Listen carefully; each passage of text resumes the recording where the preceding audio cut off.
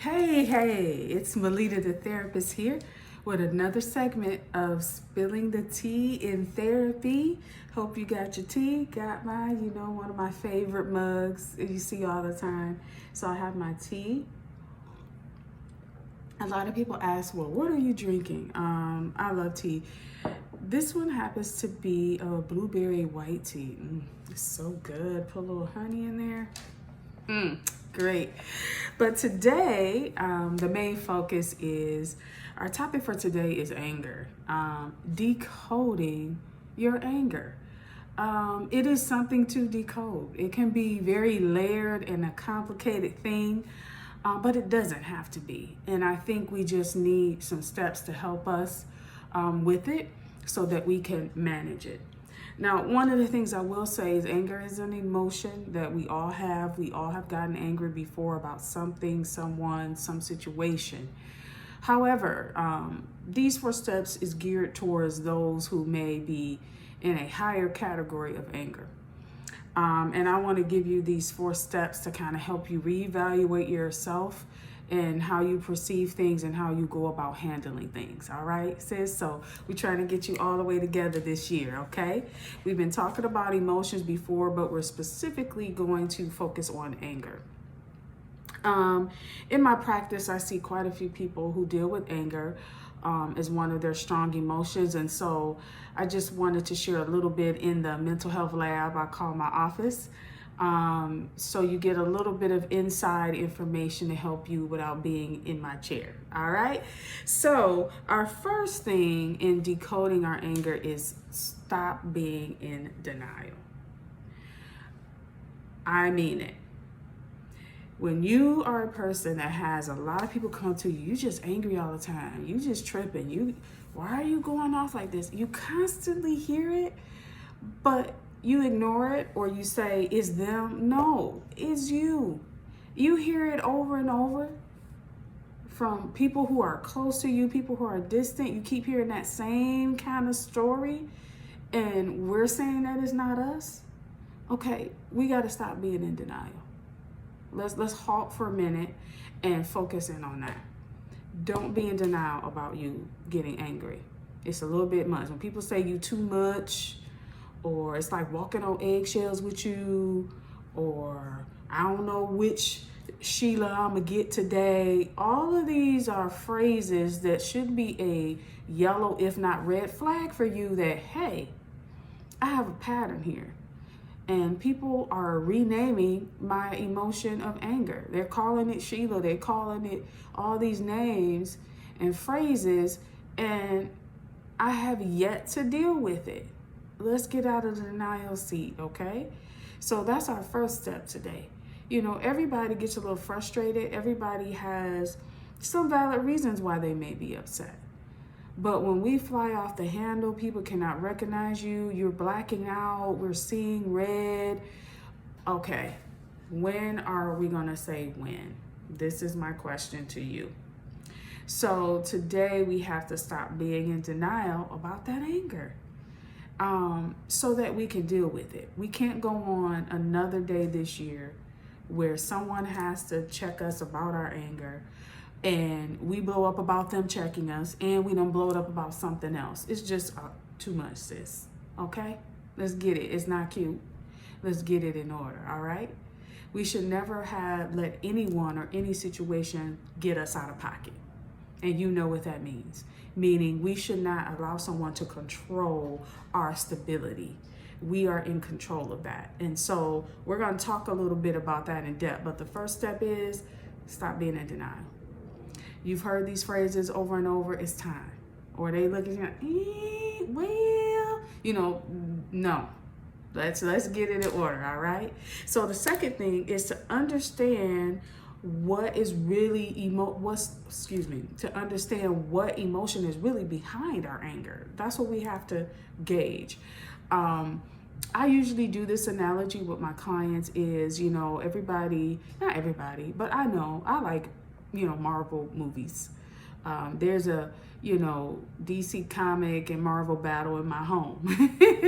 But needless to say, we like these hero-like characters. And so I always ask, what type of superheroes wear masks. And, you know, we get the Batman, we get the Spider-Man, we get all of these. And, you know, what is the main reason for the mask, you know? And the main reason for a mask is to hide the identity of, right?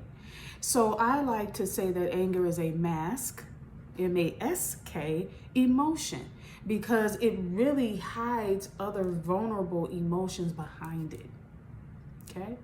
Meaning, I may have felt embarrassed when you yelled my name in front of a crowd and everybody turned and looked at me. But instead of really sitting in that embarrassed feeling, what happens? Flare up of anger, right? It pops right up and out. And so that's what I mean by mask. A lot of times when we're overexerting anger, it's because we don't really process and deal with the real emotion that's behind the anger. No, sis, you're not angry, you're really embarrassed. No, sis, you're not angry, you're really hurt. Okay? So when we get to the root of the problem and pluck it up, then we take the air out of anger. And that is something that you're gonna have to do this year, is start identifying what is really behind all this anger. Okay, I feel abandoned. Why am I always, you know, getting in an argument with my significant other? Why am I always? Because, you know, I'm dealing with abandonment issues, or, you know, because, you know, I feel like I'm not heard by them, or they don't take me seriously. Okay, let's get to those roots and stop giving anger a bad rap. Anger gets blamed for a lot of things and misused, really, because we're misusing it because we're confusing it with the real emotion. So let's get behind the mask this year. Let's figure out what it is that's really irritating me and agitating me. It could be something that triggered from my past that's reminding me of something now, or vice versa. So let's get to it. Let's get to it. So first, we can't deny, like we said. Then we got to know what's really the real emotion. And then deal with that, okay? Embarrassed. Okay, why did that make you embarrassed? How can we fix that sense of embarrassment in this situation? What is it that I need to communicate so this embarrassment feeling doesn't happen to me again? Like, that's how we deal with it. Not strong arm and want to fight and want to call people out of their names. After all that combustible engine, I say, spewing out, now what? Tell me what you solved. Go ahead on that while you think.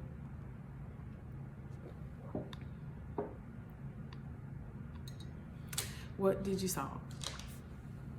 Nothing. This is why you want to work on it. Thirdly, you need to know your triggers. You need to know what topics, what people, what places, what situations do I tend to get a little sticky in my emotions with. Quit letting them happen over and over again. Every time I go over Uncle Bob's house, I'm always leaving frustrated, upset. Maybe we need to stop going over Uncle Bob's house. Maybe we need to invite him in our environment that we can control or manage. Maybe I need to give this more space. Maybe I need to talk to Bob. Okay? Understand what those triggers are. And maybe, you know, some things is that you're not able to take it in big chunks, such as constructive criticism. If you're sensitive about that, maybe you have to dial it down a little bit, take it in smaller chunks and absorb it so that you can receive it. So don't use your anger as an excuse when people want to approach for change either. It's, ooh, I know I'm sensitive with this topic. Let's talk about this one thing today, and maybe we'll address this other thing tomorrow after we have breakfast. That's breaking it down in smaller chunks, because you still need to swallow it, sis. There's some things you just need to swallow and chew it up. And so maybe it needs to come in smaller chunks to you. So that's another thing, knowing your triggers with certain topics, situations, and people. There are some things you just need to get rid of. There are some things you need to make adjustments with. And there are some things that you need to be better at accepting. Okay, when it comes to constructive criticism, you might need to be better at accepting it. Small chunks. There are sometimes people are toxic, but you keep going back to them because somehow you feel obligated.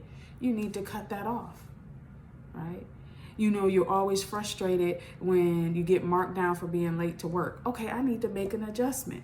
I need to trick myself, change everything in my house by 15 minutes or whatever the case may be so I can make that adjustment, okay? Anger is misunderstood. That means I lack some understanding somewhere, either about me, what I need, or about what someone else's needs are. So get a better understanding, all right? The last and fourth thing when it comes to dealing with anger is develop a point of exit. That means I shouldn't rely on other people noticing when I get upset. I should know it. When I start biting my lip, when I start raising my eyebrow, very good with the one eyebrow. When I start shaking my leg, that's your body way of saying, hey, hey, hey, back up. We need to change direction here. That may mean your point of exit. That may mean, you know what, sis? Let's talk about this. Let me go to maybe you give by yourself some time. You know, okay, let me go to the bathroom, be right back. Let me go take a walk. Let me grab something to eat. I'm a little hangry. Probably not best to talk about that right now. Okay, give me 10. You know, whatever it is, have a point of exit when it comes to those sensitive areas for yourself. You know, those points where you got to take them in small chunks, that's a good time to have a point of exit. Know what you need to do.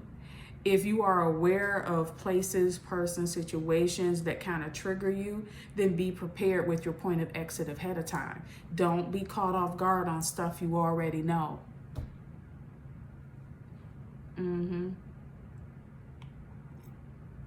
Say that one more time. Don't be caught off guard on stuff you already know. How can you be bamboozled when you know? I know Uncle Bob gonna say something to set me off. Okay, deal with your knowledge. This is what I'm gonna do. When he start doing that, I noticed this about myself. This is gonna be my point of exit. I'm gonna go get some dessert. I'm gonna run to the store, ask, do you need anything from the store? I'm gonna go grab. You know, that's my point of exit. Have that enough that gives you self-control, that gives you a break emotionally from the situation without having to go off. And it also resets things. Sometimes that conversation will end right there and it will never come back, you know, because you just needed that break in it. It was starting to go down the wrong path and you just broke and changed directions. And sometimes you need that. Okay, you need that point of exit for your sake, for your emotions' sake. When you train your brain to do things like this, you train it to take that pause and not go full throttle. Okay, so these are my 4 steps to decoding that anger and getting it under control. We don't need to walk around angry. You know, that's a label sometimes that certain cultures get simply because we don't decode our anger as well. And so once we're better at doing that, I think you'll be on the right road. I think your relationships will be better. You will feel better. And I'm all about having a great mood, but we can't have a great mood when we run to anger for everything. All right. There's so many more emotions on the spectrum that you can tap into at any given moment in any situation. So take care of yourself, sis. Take care of your emotions, you know, decode, understand your triggers. Don't be in denial. Have your point of exit, all right? Speaking of exit, I'm going to leave you this evening to absorb this.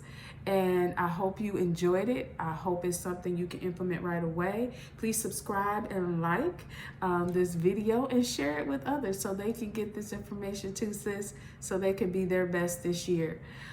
Send me a message. Email me at melittatherapist@gmail.com. Let me know how it went when you implemented this information. Let me know how you felt. Let me know what topics you would like to talk about next, because I'm here for you. All right. Well, you take care, and I will see you soon. Bye-bye for now.